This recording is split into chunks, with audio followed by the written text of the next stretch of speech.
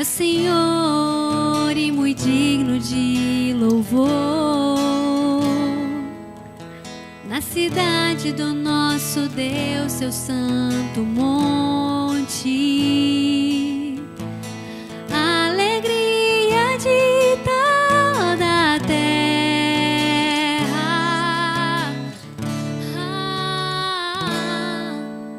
Grande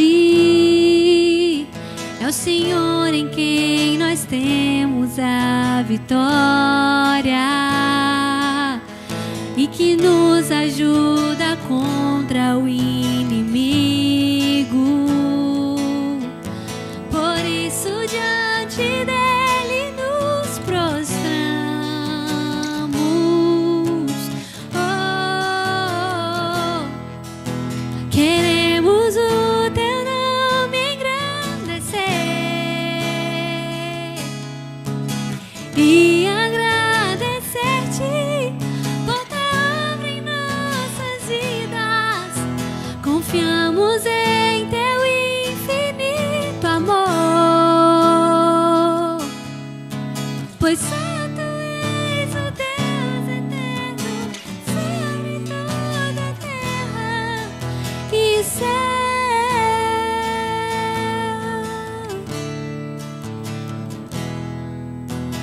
Grande é o Senhor e muito digno de louvor. Na cidade do nosso Deus, seu santo monte, a alegria de toda a terra.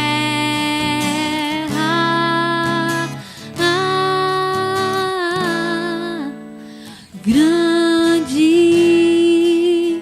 é o Senhor em quem nós temos a vitória e que nos ajuda contra o inimigo. Por isso diante dele nos prostramos.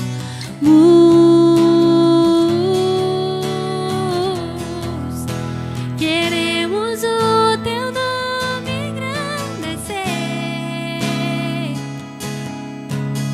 e agradecer-te por tua obra em nossas vidas.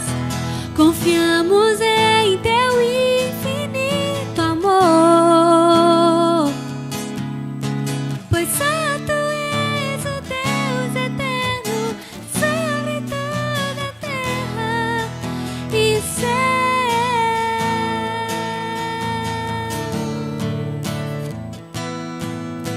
Queremos o teu nome engrandecer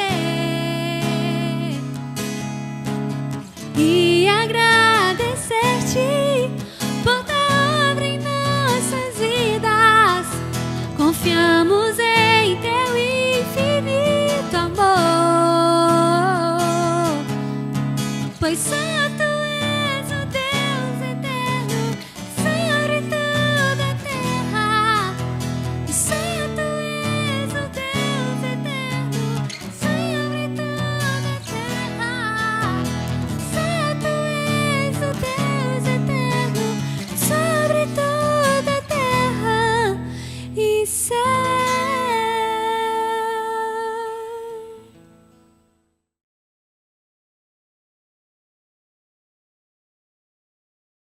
Olá, tudo bem com vocês? Sejam muito bem-vindos a mais um CR Casa. Se você nos dá a honra da sua presença aí pela primeira vez, seja muito bem-vindo. Tenho certeza que você será acolhido pelos nossos líderes e pelos membros aí do CR Casa. Afinal, é um lugar de comunhão. CR Casa é lugar de compartilhar as nossas experiências e um lugar de cuidado. Seja muito bem-vindo. Vamos lá, no último domingo nós falamos um pouquinho sobre a mensagem que vai além do conselho. Eu tenho certeza que todo mundo gosta de ouvir um bom conselho. Para exemplificar um pouco, imagine que você receba, que você tenha alguém que te direcione e te dê um conselho para quitar todas as suas dívidas. E de que você consiga, através desse conselho, ter uma vida financeira mais saudável, saia do vermelho e vá para o azul. Isso é muito bom. Agora, e se você recebesse uma carta dizendo que todas as suas dívidas estão quitadas? Então, aí que está a diferença entre o bom conselho e a boa notícia. Tenho certeza que você gostaria de receber uma boa notícia, muito mais do que esse bom conselho de como quitar essas dívidas. E assim é o Evangelho. O Evangelho, ele é uma boa notícia e não apenas um bom conselho. E para embasar essa mensagem, para a gente dar continuidade aqui, eu convido a todos aí no grupo a lerem no livro de Efésios, capítulo 2, de 1 a 10. Vamos todos ler aí esse texto e nós vamos fazer algumas reflexões. Leiam juntos aí no grupo.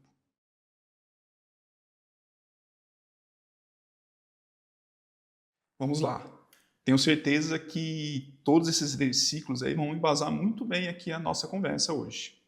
O Evangelho, como foi dito aqui, ele é uma boa notícia e não apenas um bom conselho. Porque muitas vezes nós buscamos no Evangelho o conselho do que deve ser feito para ser aceito por Deus.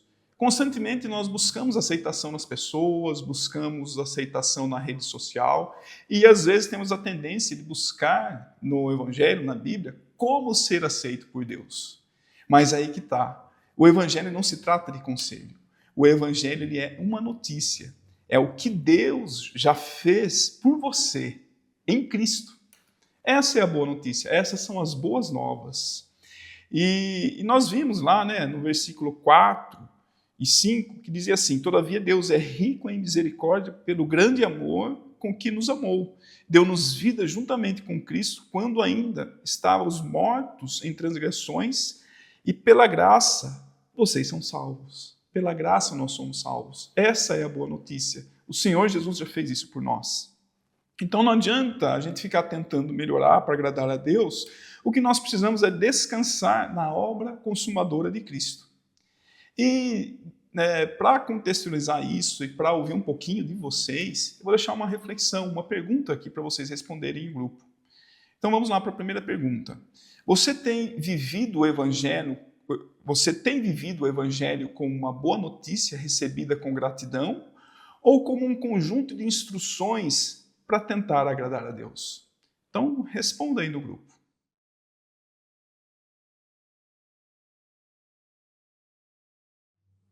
Muito bem, acho que teve boas reflexões, eu acredito que teve experiências, pessoas que foram sinceras consigo mesmas e com o grupo, aí é lugar para isso mesmo, para compartilhar as experiências e as necessidades. Dando continuidade aqui, o Evangelho, qual que é o propósito dele? Ele confronta e consola ao mesmo tempo. Ele nos confronta no sentido de que ele nos traz a reflexão de que você é mais pecador do que ousaria admitir. Lá no versículo 1, lá em Efésios, Paulo diz assim: vocês estavam mortos em suas transgressões e pecados. Veja o confronto, vocês estavam mortos nas transgressões e pecados. Então ele nos confronta no sentido de que nós temos que admitir as nossas fraquezas, os nossos erros, as nossas iniquidades, a nossa imperfeição. O Evangelho ele vem nos confrontar. Porém, por outro lado, ele vem nos consolar. Lá no versículo 4 diz assim: todavia Deus é rico em misericórdia pelo grande amor com que nos amou. Então, ao mesmo tempo que ele confronta, ele nos consola, dizendo que você é mais amado em Cristo do que jamais ousaria esperar. E o Evangelho também transforma o coração, não apenas o comportamento. Nos versículos 5 e 6, lá de Efésios, que nós lemos, Paulo diz assim: deu-nos vida juntamente com Cristo quando ainda estávamos mortos em transgressões. Pela graça, vocês são salvos.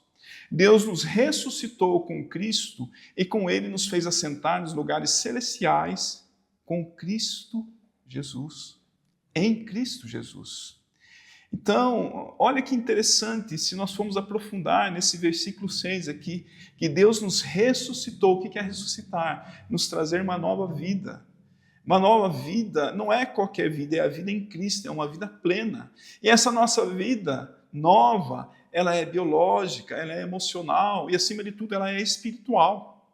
Ele nos faz assentar nos lugares celestiais, ou seja, a nossa mentalidade, o nosso estilo de vida, a forma de ser, de viver, de enxergar, de pensar nas coisas, é lá no céu.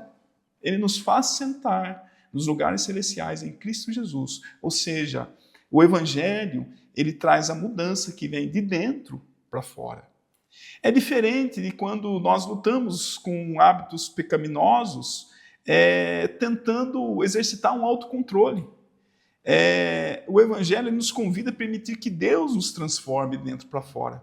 É só você pegar um exemplo, o que foi citado aqui no domingo, né? Se você programa uma lancha, coloca ela, né, vamos dizer assim, no mar, em qualquer local, um lago, se você programa ela de ir de um ponto a outro, mas de repente você nota que não era esse caminho o correto, ela está indo no piloto automático. Se você tentar virar com a força do seu braço, vai chegar um momento que você não vai resistir, você vai precisar soltar e ela vai seguir o piloto automático. O que nós precisamos para seguir o caminho proposto pelo Evangelho, ou seja, a transformação de dentro para fora, é mexer no piloto automático, de dentro para fora. É mexer, digamos assim, na nossa mentalidade, no nosso coração, permitir que Deus venha controlar as nossas vidas, que Deus assuma o comando dessa lancha nas nossas vidas. E Tim Keller, né, toda essa reflexão foi baseada na teologia de Tim Keller. Ele diz assim: Deus nos vê como somos, nos ama como somos e nos aceita como somos, mas pela sua graça Ele não nos deixa como estamos. Veja que sobrenatural é essa verdade quando nós entendemos e aplicamos nas nossas vidas. Ele nos aceita como somos, mas não permite que nós permaneçamos dessa forma.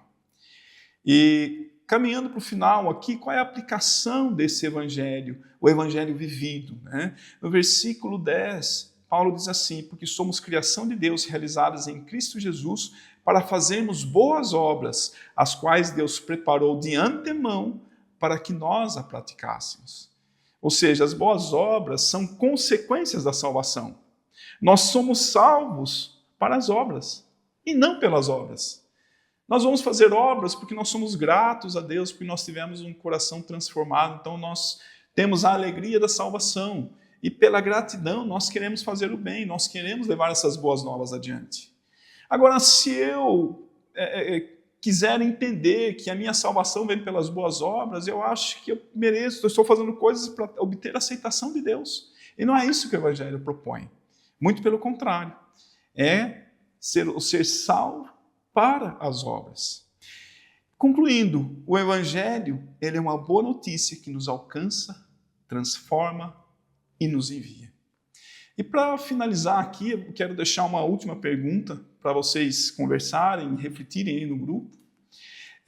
A pergunta é a seguinte: como a verdade de que Cristo vive em mim tem influenciado as suas atitudes no trabalho, na família e na igreja?